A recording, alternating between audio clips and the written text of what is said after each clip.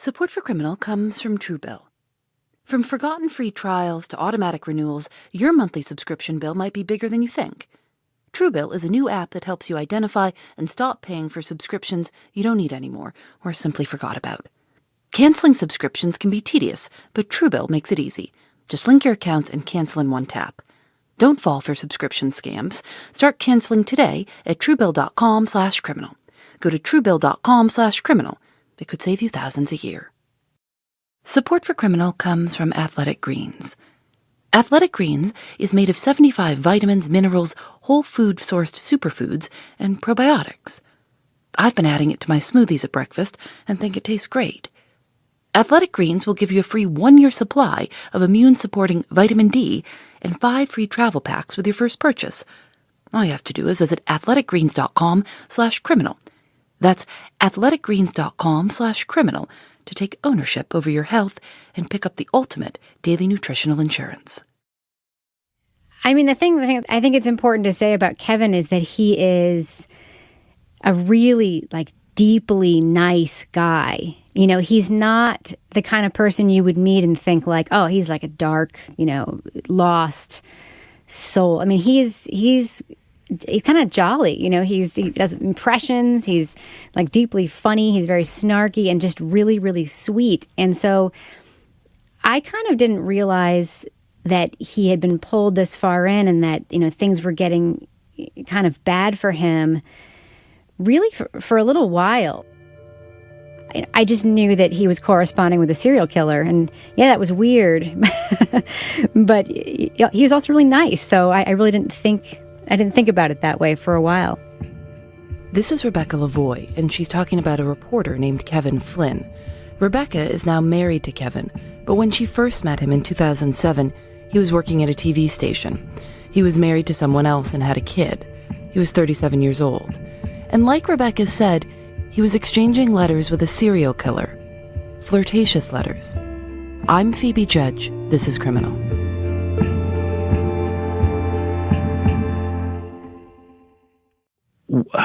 So I was waiting in the lobby of the police station, waiting for someone to give me a comment before the 6 o'clock news about what was going on. This is Kevin Flynn. And the wall was sort of paper thin, and I heard 2 guys walk by, and I recognized the voice of one of them as being with the state police. And he said, I have seen more shit in my life that you would not believe. And then he said, do you think she chopped up the body before she burned it or burned it and then dismembered it? And that's when I heard them say, what is Sheila's date of birth? And I knew, okay, they're looking for somebody named Sheila.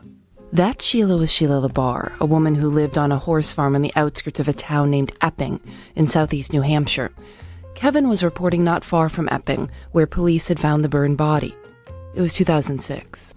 LaBarre had come to New Hampshire from Alabama some 30 years earlier, responding to a personal ad from a widowed doctor. And she responded to the Lonely Hearts ad by sending topless photos of herself.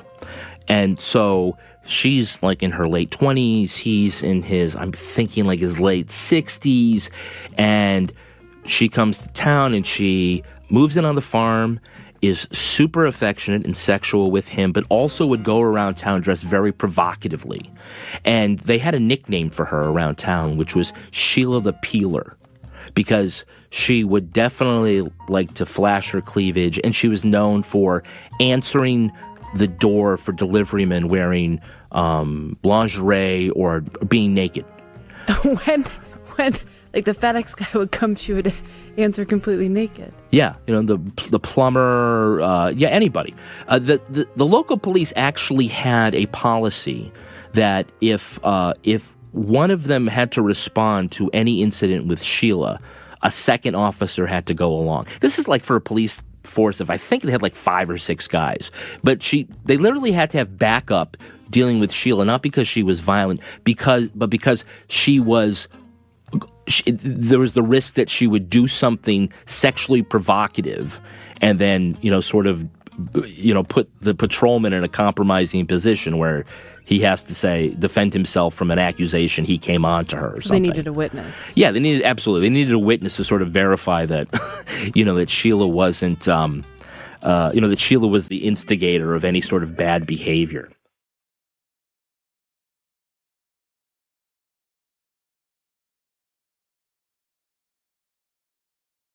The guy's name was Kenneth County.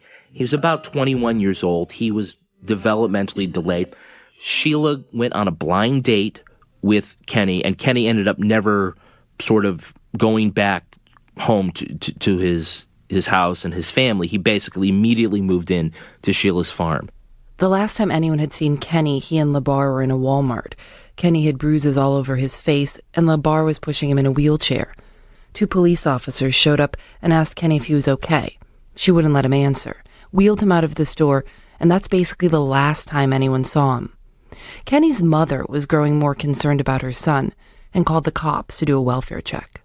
When they went to Sheila's farm, what they discovered was a burned barrel.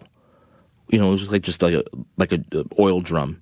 That you would throw refuse in and burn leaves or whatever. And they found it was smoldering, and they started to poke around in the barrel, and they saw what looked like a human femur with a sort of glob of burnt flesh on the ball joint at the top.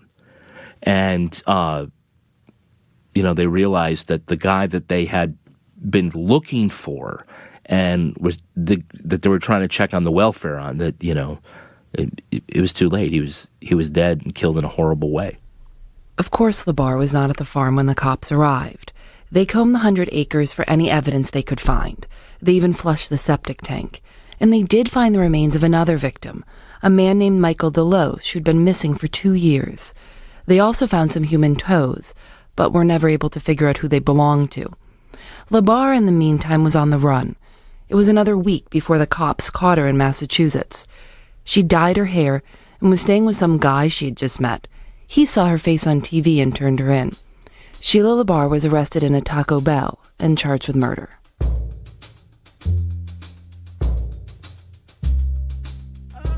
I didn't want to just sort of, reach out to Sheila immediately when she was put behind bars. I think that, I knew that it was going to be at least 1, maybe 2 years before she went to trial. So I waited and didn't write to her until Christmas time. And I figured by that time, all of her friends who had been, by her, and a lot of her family would have disowned her, and that would have been a pretty lonely time. And I guess I thought, this is the time she's going to really want to read a letter from somebody who sounds like they're interested in her story. According to Kevin, the first letter said something like, "I'm sure this is a difficult time for you. Someday I hope to speak to you. Merry Christmas." And he got a letter back. And then another. So they went back and forth. It got kind of intense. I remember reading one of the letters that Sheila sent to him. This is Rebecca Lavoie, who we heard from at the beginning. She drew on the outside of the envelope a picture of a rose vine, and they were sort of crossing each other, the rose vine, and it sort of made like a crucifix shape. There was a poem that she had written inside the letter, inside this illustrated envelope, and it was called 2 Roses on the Cross, I think it was called. And I remember reading this and thinking, whoa, she's, she's really something. And then I remember turning to Kevin and saying, is she kind of coming after you a little bit? After enough correspondence, LaBarre agreed to let Kevin visit. At this point, he was thinking this could be more than just a TV interview. He was thinking about writing a book. Sort of early on, she sat down and was very demure and very coquettish and was oozing of Southern charm. And first of all, I could see why men would fall for her and do what she wanted them to do, because she was very flattering. At the end of the conversation, she was trying to get me to find her animals from the farm, her horses, her rabbits. What do you mean? She's like straight up saying, "Can you go check on my rabbits?" She said, "Can you find them for me?" Yeah, can you find them for me? And I think the idea was Find them where? Wherever they went. I know that one of them is dead, passed away, and I think I shared that with her, and she was, devastated. But she thinks that what I'm going to do is find her animals and hold them for safekeeping, and until she is acquitted and can come home. And that's sort of where I realized, like, I have been totally sucked in. No, I didn't go looking for the animals. I mean, I wasn't gonna. If I knew where the horse was, I wasn't gonna put it in my backyard. But I mean, you're kind of in it deep here. Like, yeah. When do you realize this is having some like impact on like your personal life, your professional life? It was when the mailing got to the point where I was getting prison mail from Sheila at work, and people were opening up the mail and reading the letters out loud, as entertainment. Did you walk in on them reading the letters out loud? I mean, No, I wasn't even there. I came back after a day off, and I said, "Here." Someone handed me a letter that had been opened, and I'm like, "Oh, okay." And then it wasn't until later till somebody said, they opened the letter and they read it at the morning meeting out loud, and I was more than embarrassed. I felt kind of violated. Why were you embarrassed? I mean, what would have been in it that would have been embarrassing to you? I think she was talking sweet to me. I think I might have encouraged it because I thought it just meant the relationship was going on, that I was, still going to be able to land this big interview when it was all over. And you were married, though. Yeah. And by relationship, it wasn't romantic. I wasn't trying to, seduce her in any way. But it's kind of, I believe that kind of course, but like, it's kind of like you are in a relationship. Like, your seduction can't feel too false or flirting and all that stuff, because she might pick up on that. So you kind of do like necessarily enter into this little bit of the reason you were embarrassed, right? Like, there was something there that you were doing that you must have thought, I should be a little embarrassed about. Yeah, I think you're right. I feel like I kind of lost my way with the story.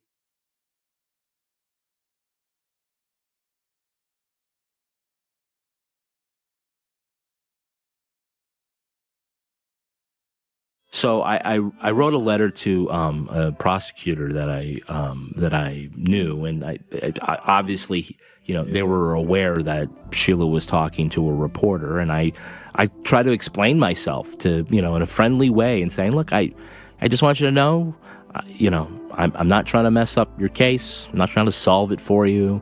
I'm really just, there to gather information. And I said something along the lines that, hey, if she said something to me, you would know about it. And under, the judicial ethics rules of the state, that could be interpreted as the state soliciting my help. With that phrase, I totally screwed the whole thing up. Now I could be called as a witness in the case, and so now I have a conflict, and I can't do the story anymore. Kevin lost his job at the TV station. His first marriage ended around that same time. We asked him if his fixation on LaBarre had anything to do with his divorce, and he said no. He thinks it's the other way around, that his general unhappiness with life made him a bit reckless and more likely to engage with LaBarre in the first place. I mean, what I've come to understand was at that time in my life, I was deeply unhappy, in a way that I couldn't articulate or couldn't really feel. I guess advancing the story and getting closer and closer gave me some sense of accomplishment that temporarily filled the void that I had.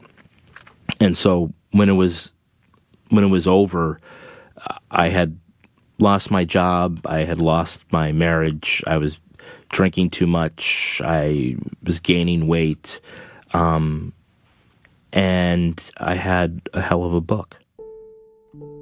Sheila LaBarre was charged with 2 murders, Kenneth County and Michael Deloche. She pled not guilty by reason of insanity.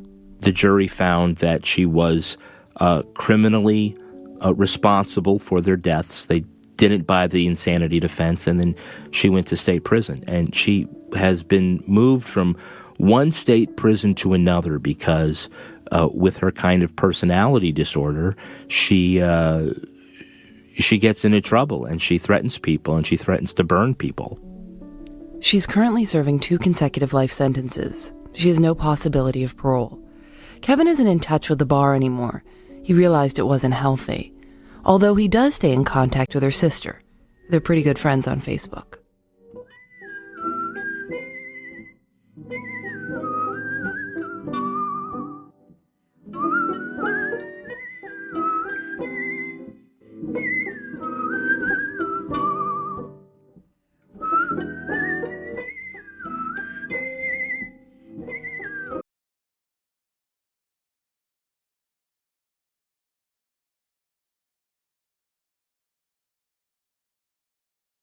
Criminal is produced by Eric Mennel, Lauren Sporer, and me. Julianne Alexander does our episode art. Kevin's book about the Sheila LaBarre case is called Wicked Intentions, The Sheila LaBarre Murders. You can find all of our episodes on iTunes or at our website, thisiscriminal.com. We're on Facebook and Twitter at Criminal Show. And we'd love to hear from you. Like what we're doing? Are you getting sick of it? Let us know and leave us a review on iTunes. I'm Phoebe Judge, and this is Criminal.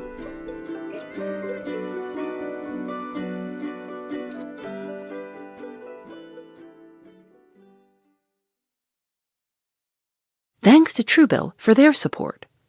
It's likely you're still paying for a subscription you no longer use, and maybe you've thought about canceling it, but haven't gotten around to it yet. Let Truebill do the canceling for you and put that money back into your pockets. From forgotten subscriptions to the ones you just don't need anymore, Truebill is a new app that helps you catch and cancel them all with just one tap. Don't fall for subscription scams. Start canceling today at Truebill.com/criminal. Go to Truebill.com/criminal. It could save you thousands a year.